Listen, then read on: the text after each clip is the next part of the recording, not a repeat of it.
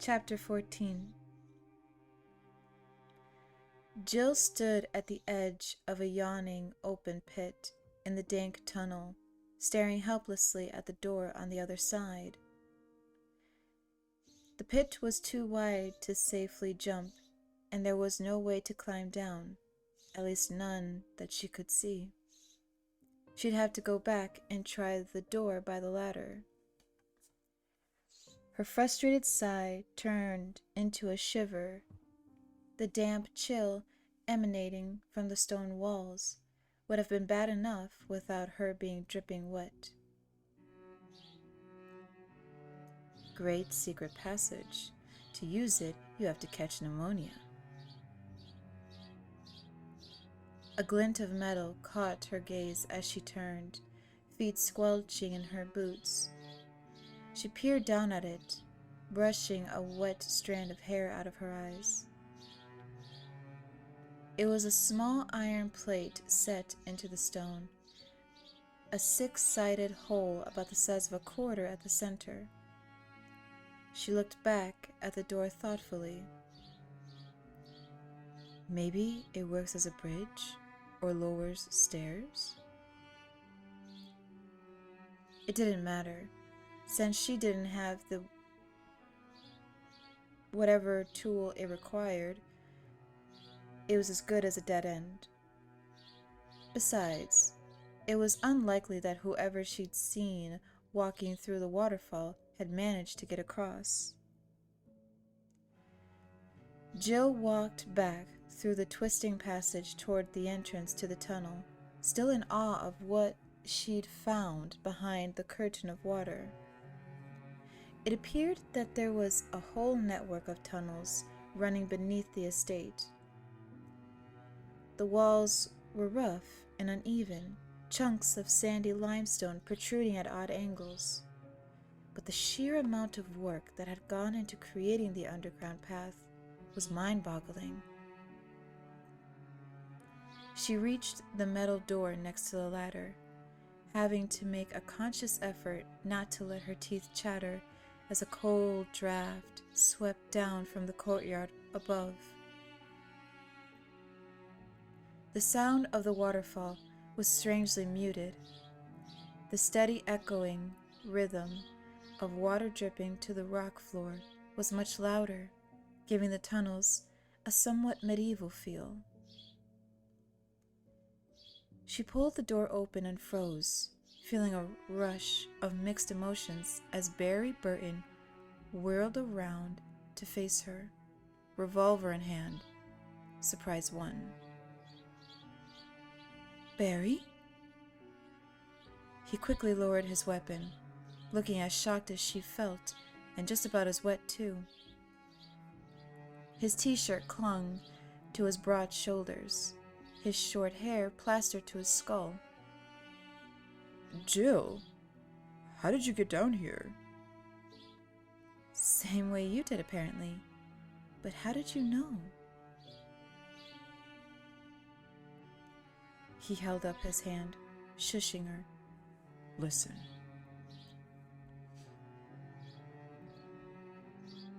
They stood in tense silence, Jill looking up and down the stone corridor and failing to hear whatever Barry had heard. There were metal doors at either end, cast in shadow by the dim utility lights overhead. I thought I heard something, he said finally. Voices. Before she could ask any questions, he turned and faced her, smiling uneasily. Look, I'm sorry I didn't wait for you, but I heard somebody walking out in the garden and had to take a look. I found this place by accident. Kind of tripped and fell in. Anyway, I'm glad you're here. Let's check around, see what we can dig up. Jill nodded, but decided to keep a close eye on Barry for a while. Maybe she was paranoid, but in spite of his words, he didn't seem all that happy to see her. Watch and wait, her mind whispered. For now, there was nothing else we can do.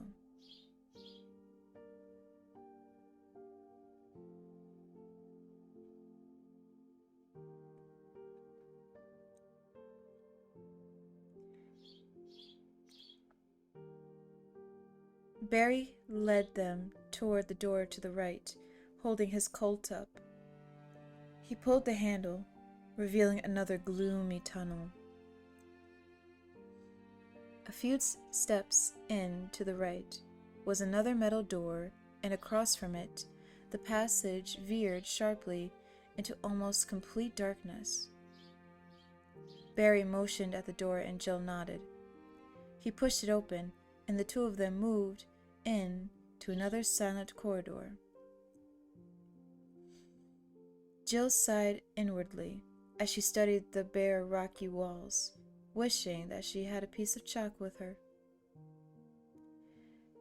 The tunnel they were in now looked pretty much like all the rest of them, turning left up ahead. She already felt lost and hoped that there weren't too many more twists and turns.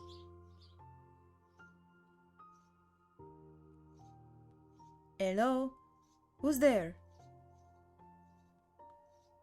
A deep, familiar voice shouted from somewhere ahead of them, the words echoing through the passage. "Enrico?" Jill called out. "Jill? Is that you?" Excited, Jill ran the last few steps to the corner and around, Barry right behind her. The Bravo team leader was still alive, had somehow ended up down here. Jill rounded the next corner and saw him sitting against the wall, the tunnel widening out and ending in a shadowy alcove. "Hold it! Stop right there!" She froze, staring at the Beretta he had pointed at her. He was injured, blood seeping from his leg and puddling on the floor. "Are you with anyone, Jill?" His eyes were narrowed with suspicion, the black bore of his semi-automatic unwavering. "Barry's here too. Enrico, what happened? What's this about?" As Barry stepped out from behind the corner, Enrico stared at both of them for a long moment. His gaze darted back and forth nervously, and then he sagged, lowering his gun as he fell back against the stones. Barry and Jill hurried over, crouched down next to the wounded Bravo. "I'm sorry," he said weakly. "I had to make sure." It was as though defending himself had taken his last bit of strength. Jill took his hand gently, alarmed at how pale he was. Blood oozed from his thigh, his pants soaked with it. "This whole thing was a setup," he breathed, turning his watering gaze toward her. "I got lost. I climbed the fence, saw the tunnels, found the paper. Umbrella knew all along." Barry looked stricken, his face almost as white as Enrico's. "Hang on, Rico. We'll get you out of here. You just have to lie still."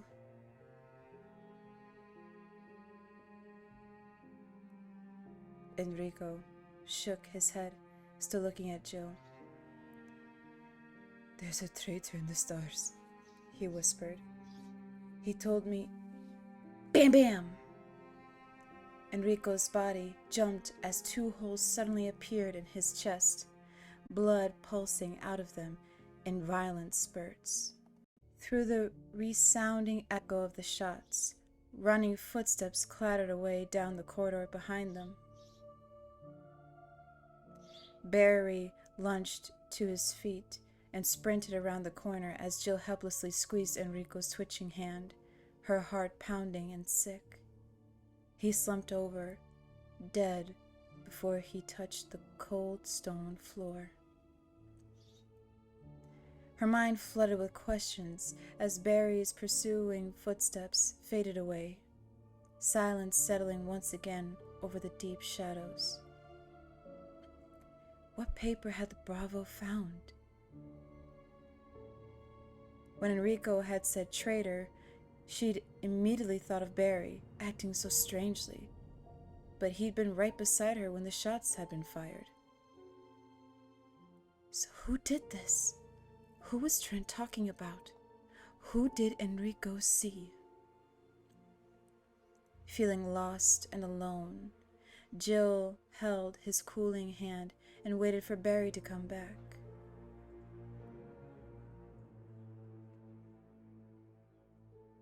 Rebecca was going through an old trunk pushed against one of the walls of the room they entered, shuffling through the stacks of papers and frowning while Chris checked out the rest of the room. A single rumpled cot, a desk, and a towering ancient bookshelf were the only other pieces of furniture. After the cold alien splendor of the mansion, Chris was absurdly grateful to be in simpler surroundings.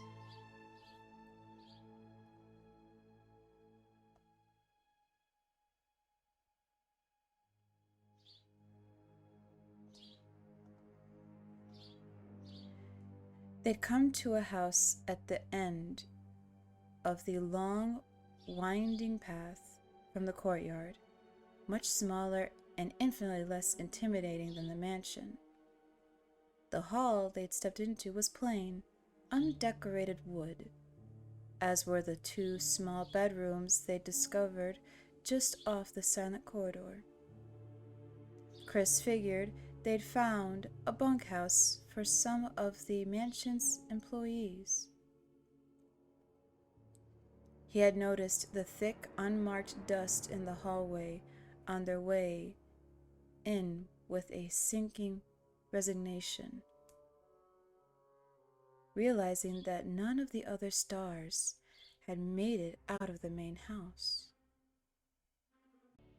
With no way for him and Rebecca to get back, all they could do was try to find the back door and get help.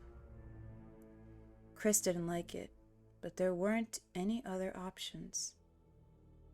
After a brief perusal of the shelves, Chris walked to the wooded... I can English, let me try that again. Chris walked to the battered wooden desk and pulled at the top drawer. It was locked.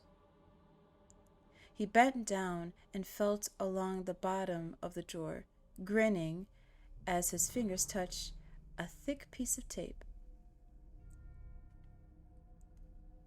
Don't people ever watch movies? The key's always stuck under the drawer. He peeled the tape away and came up with a tiny silver key.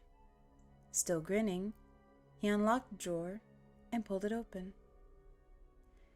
There was a deck of playing cards, a few pens and pencils, gum wrappers, a crumpled pack of cigarettes, junk mostly, the kind of stuff that always seemed to accumulate in desk drawers.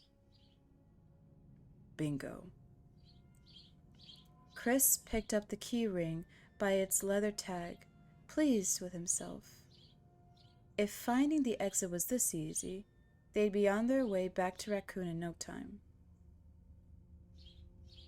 Looks like we just got a break, he said softly, holding up the keys. The leather tag had the word alias burned into one side and the number 345 written on the back in smudged ballpoint pen. Chris didn't know the significance of the number, but he remembered the nickname from the diary he'd found in the mansion. Thank you, Mr. Alias. Assuming the keys were for the bunkhouse, they were that much closer to getting off the estate. Rebecca was still sitting by the trunk, surrounded by papers, envelopes, even a few grainy photos that she'd pulled out. She seemed totally absorbed in whatever she was reading, and when Chris walked over to join her, she looked up at him with eyes clouded by worry. "You find something?" Rebecca held up the piece of paper she was reading. "I found a couple of things. Listen to this. 4 days since the accident, and the plant at 𝘈𝘳𝑫 is still growing and mutating at an incredible rate." She skipped ahead, skimming the page with one finger as she spoke. "It calls this thing plant 42 and says its root is in the basement. Here. Shortly after the accident, one of the infected members of the research team became violent and broke the water tank in the basement, flooding the entire section. We think some trace chemicals used in the T virus tests contaminated the water and contributed to plant 42's radical mutations. A number of shoots have already been traced to different parts of the building, but the main plant now hangs from the ceiling in the large conference room on the first floor. We've determined that plant 42 has become sensitive to movement and is now carnivorous. Its close proximity to humans, it uses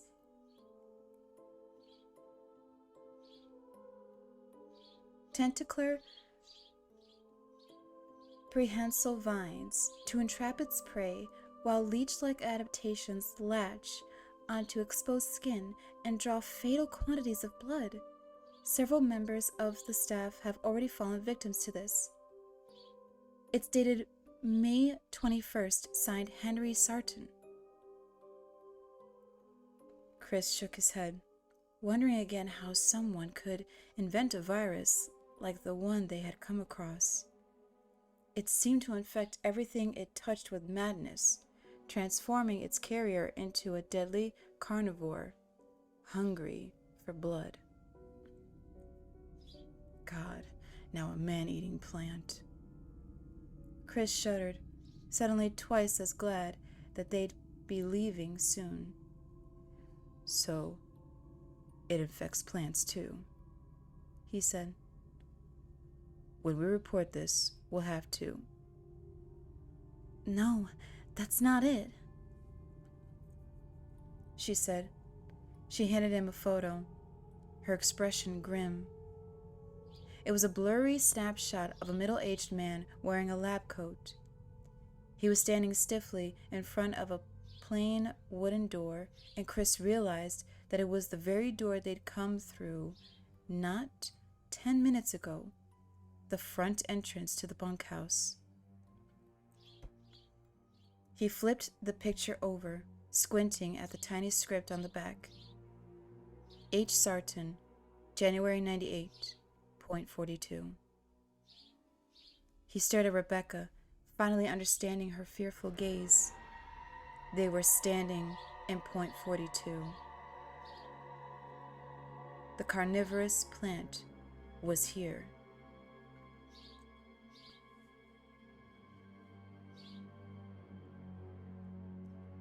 Wesker stood in the darkness of the unlit tunnel, his irritation growing as he listened to Barry stumble through the echoing corridors. Jill wouldn't wait forever, and the raging Mr. Burton couldn't seem to grasp that Enrico's killer had simply slid into the shadows just around the corner, the most obvious place there was. Come on, come on. Since they'd left the house, he'd finally started to feel like things were going in his favor. He'd remembered the underground room near the entrance to the labs and was almost certain that the wolf meadow would be there, and the tunnels were clear.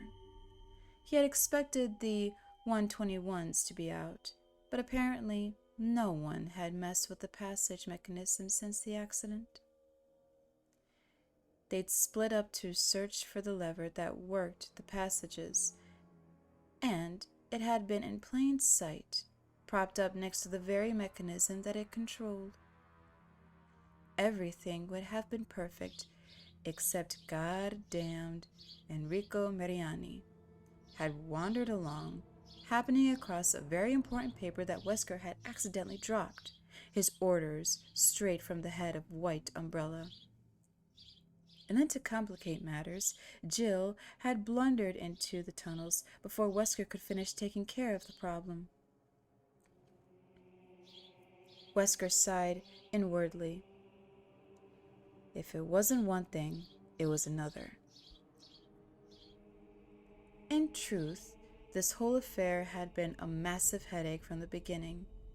At least the underground security hadn't been activated, though he'd had no way of knowing that until they'd reached the tunnels, and having dragged Barry along as insurance, he now had to deal with the consequences, if the money wasn't so good. He grinned. Who was he kidding? The money was great. After what felt like years, Barry huffed into the dark room, blindingly waving his revolver around. Wesker tensed, waiting for him to walk past the generators 𝘉𝘁. This part could be tricky. Barry and Enrico had been close. As Barry stormed past the small chamber, Wesker stepped out behind him and jammed the muzzle of his Beretta into Barry's lower back, hard. At the same time, he started talking low and fast. I know you want to kill me, Barry, but I want you to think about what you're doing. I die, your family dies. And right now, it looks like Jill may have to die too, but you can stop it. You can put a stop to all the killing. Barry had stopped moving as soon as the gun touched him, but Wesker could hear the barely contained rage in his voice, the pure, driving hatred. You killed Enrico, he snarled. Wesker pushed the gun deeper into his back. Yes, but I didn't want to. Enrico found some information he shouldn't have. He knew too much. And if he told Jill what he knew about Umbrella, I'd have to kill her too.